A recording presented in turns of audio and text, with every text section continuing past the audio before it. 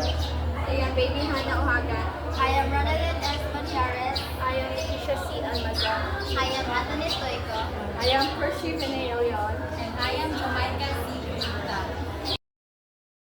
Luksong baka. So, di ba, familiar naman ta sa luksong baka. Ang luksong baka dahil sa English, kaya ito ang siya after over the cow. Ya wala man tay ikaw. Mo kay asa. Na, originated in Bulacan, it's a fun and active game that involves a minimum of 3 and a maximum of 10. The main goal of successfully jumping over a designated player called the baka. So, ang katong mag-ihana, mo to siya ang gitawag na baka. Kung luksong baka, kay ang baka mag-ihana niya, ang katong mga players kay mo'y manglayat without touching or falling over them. Yeah. Ang kuan sa pagduwa kay first kay the baka at the start of the game, one player is designated as the baka. So, sa inyong grupo kay magpili mo baka which is ang katong inyong layatan.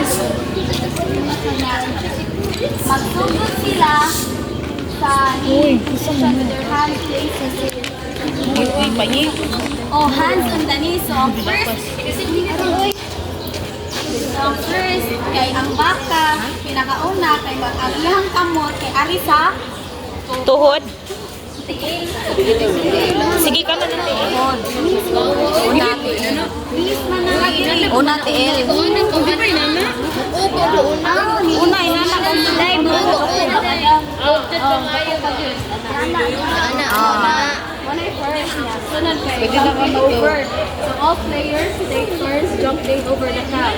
They must avoid touching or falling over the baka while jumping. So, ang mga players ani kay dili siya dapat masabot sa baka niya. Ang sa players po, ang dapat ra ilang gamiton kay ilang kamot nga ari na sila dapat touch.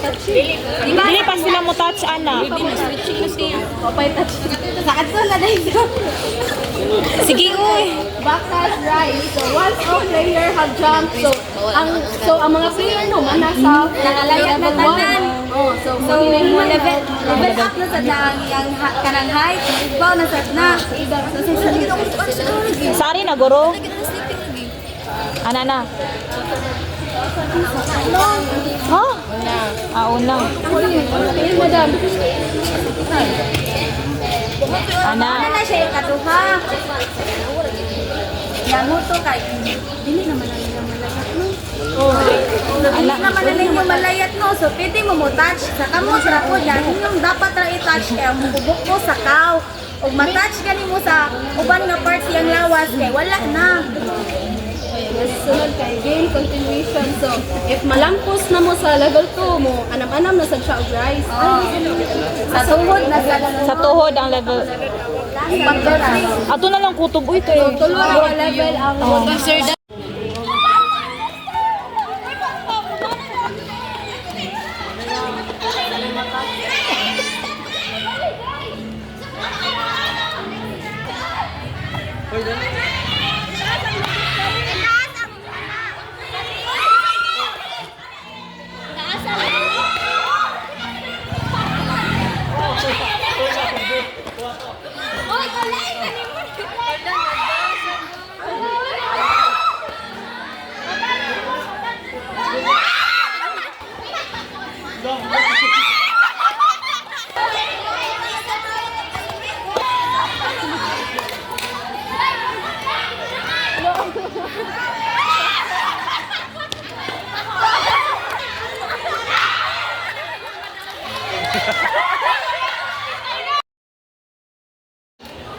Batulata. Batulata is a traditional game of the Philippines, literally translated as rock team pan. The game is played by a group of kids. One watcher over a pan or lata at a designated spot, and the other kid also at the distance and designated spot attempt to topple over the lata with a rubber slipper. The act of throwing the slipper over the tin pan is called bato.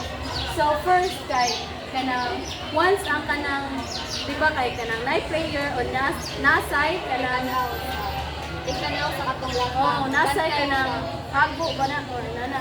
And then So, ang player kay once nga kanang nasa sleeper, tas ang katong sleeper kay dapat iya hatong ipatumba ang lata. So, once nga kanang mapatumba niya ang lata, so dago ana kay kanang dapat iyahang ibalik ang lata adto sa katong na-choke nga katong circle. And then, moto kay kanang once nga kanang ibalik na sa kanang hago ang kanang lata adto sa circle. Dapat ang katong player kay mudagan sa siya maon niyang sleeper balik sa iyahang kung asa siya nag-start na line. And then moto dapat ang player kay avoid niya ang kanang madakpan gani kay once madakpan siya kay siya naman sa hago. Materials needed sa katong batulata ng mga game. So first one kay empty can, sleeper, ug chalk. So ang benefits sa kaninga game kay physical activity. So batulata encourages movement and physical coordination. Children develop hand-eye coordination, aim and throwing skills. So ang kaning physical activity niya kay murag magamit bitaw ang katong ilahang mga kanang kamot. So muna ilahang kanang movement ba. So mo na siya nga benefits na siya if magduwa mo sa batulata. And social interaction, playing with others, fosters teamwork, communication, and sportsmanship. Na benefit na siya sa batulata kay nabito sila kanang murag collaboration sa group para makadaog sila sa katong ilahang giduwaan which is ang kaning batulata. And creativity and problem solving, children can invent their own rules and strategies which promotes creative thinking and problem solving skills.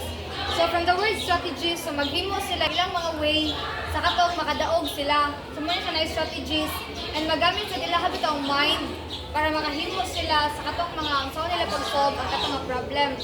And stress relief, engaging in physical activity can be a great way to relieve stress and boost mood. And also fun and entertainment.